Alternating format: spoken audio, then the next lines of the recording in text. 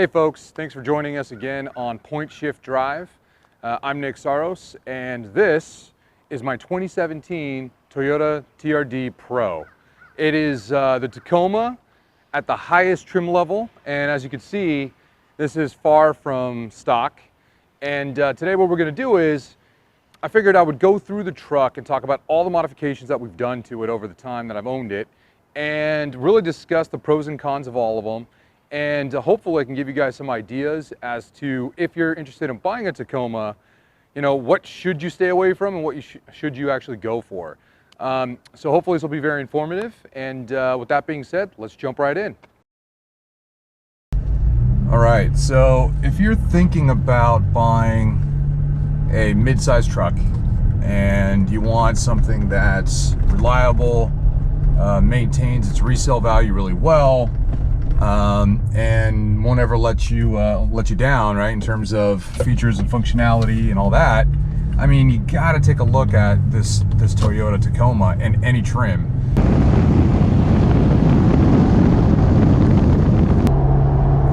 Now, a couple of things that I had to do once I bought this truck.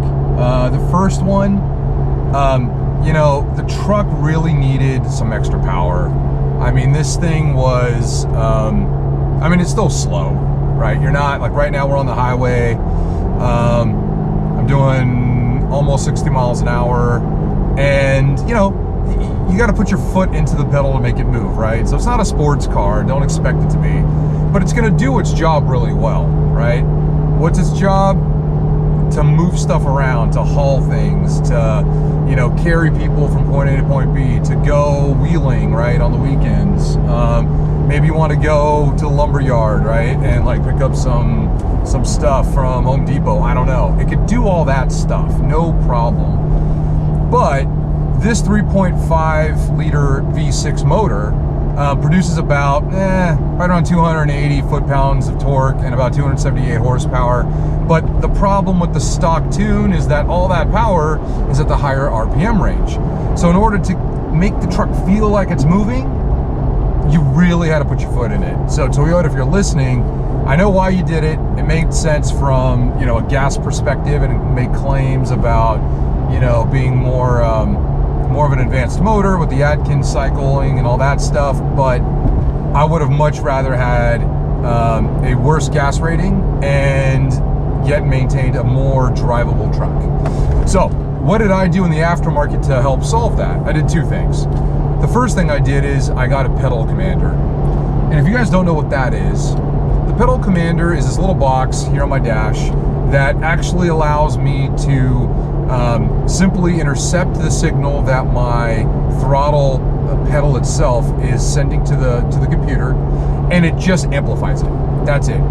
I can amplify it to different levels, but ultimately you're just taking the signal and making it louder. So think about it like you're trying to yell across the street to your friend. Well, if you had a bullhorn, it's easier to do that, right? So that's exactly what's going on with the pedal commander, and that's fine. It does the job fine. It makes the truck, though, feel a little bit jerky in instances, but it's most rewarding on the highway. So if you want to make a pass, it doesn't feel like the truck is trying so hard to move, right? So I give it up to the guys at Pedal Commander for coming up with a product that's reasonably cheap. I think it was between 150 and 250, somewhere in there. But at the same time, it wasn't really a final solution. It just kind of felt like a Band-Aid. So then what I did is I went on Tacoma World forums. If you're thinking about buying a truck, I always recommend, whether it's a truck or car, go find the online forums that particular platform has, and trust me, there's tons of them out there. Tacoma Forum is just the one I chose. And go and read about the truck. Go figure out, like, you know, what are the problems that people are experiencing? What are the positives? What are the things about the truck that people recommend you do? And while I was on the forum myself, I found everybody talking about OVTune. Now, OVTune, they're not paying me to say this or anything. They're called Orange Virus, OVs for short. And, you know, the thing about them is that there's not a lot of companies out there that are tuning Toyota Tacomas, but OVTune did a really good job of injecting themselves into the Tacoma world And specifically with this 3rd gen, everybody who tried it, and I think there's a couple of different variations of packages they have, everybody who tried it said it was an enormous improvement.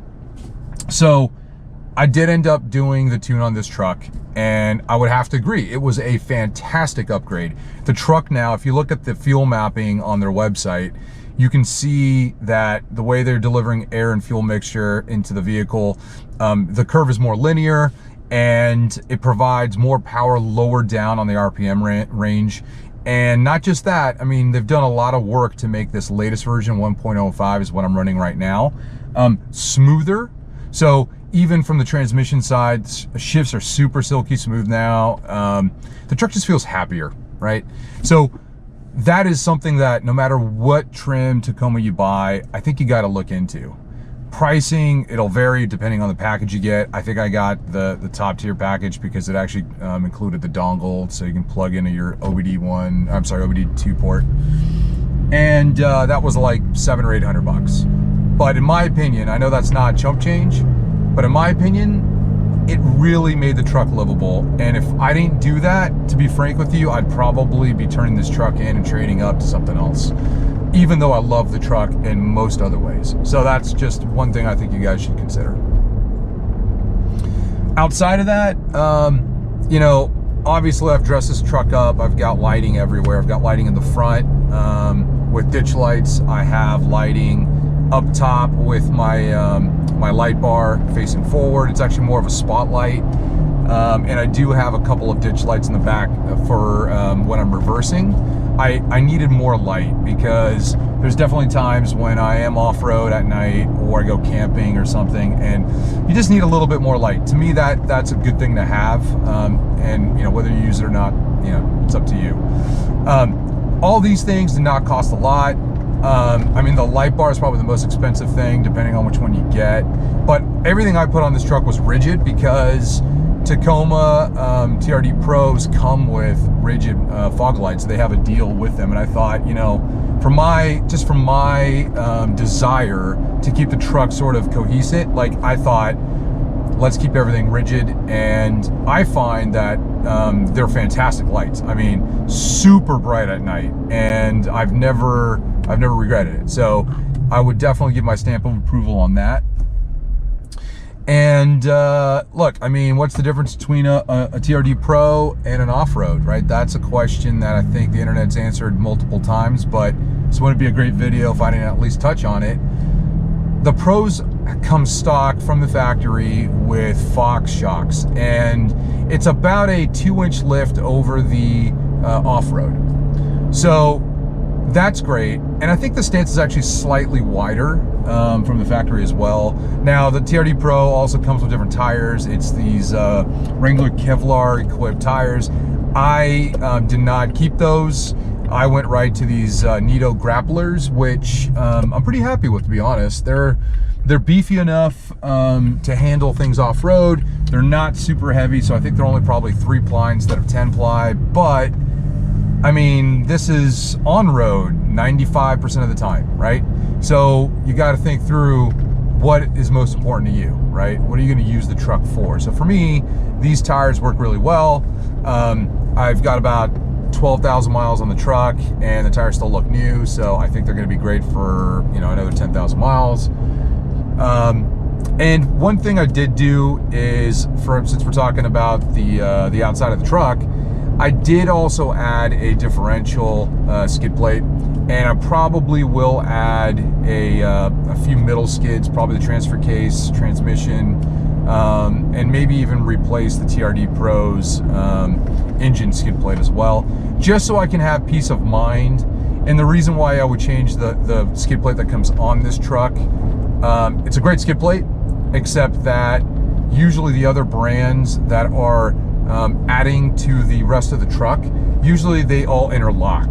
So that's something that I didn't know until recently, and I'm glad I found out before I had bought two other skids that didn't fit together or something. So make sure to do your research on what kind of body armor you're going to be putting on your truck. All right, folks, so that is a pretty complete walk around my 2017 Tacoma TRD Pro. And as you can see, you know, this is definitely not a stock truck. In order for it to fit the lifestyle that I'm trying to go for, I just need to spend more money on it. So, you know, when you're considering buying a mid-sized truck, think about what you're going to use it for and be realistic. I mean, I don't go off-roading all the time in this thing, but when I do, I'm really glad I got the extra functionality and capability. I think overall, the truck has been very accommodating to my family, right? So my wife, my son, my 2 dogs, everybody fits in. We got room for our stuff, put a rooftop tent on the top, and we could just go hit the road and wherever the road takes us, right? So that's been great. But I would suggest that if you're thinking about buying a vehicle like this, start factoring in whether or not you want, you know, more drivability, right? So a tune by itself is going to be roughly $1,000 all done. You know, if you're going to be doing, you know, more stuff with camping, you might want a shell. I mean, these things start adding up. For sure, most people will do tires, right? Like we talked about earlier. So, you know, it's not just the price of a $50,000 truck. It's that plus whatever else you're going to do with it. So in conclusion, what do I think? Final thoughts. For me, this is worth it because there's too big of a gap between this truck and the Raptor. If the Raptor, the Ford Raptor, is the same size or similar to and similar pricing, I definitely go for the Raptor with the turbos. But anyway, so thanks for watching, guys. This is Nick Saros with Point Shift Drive. I'll catch you next time.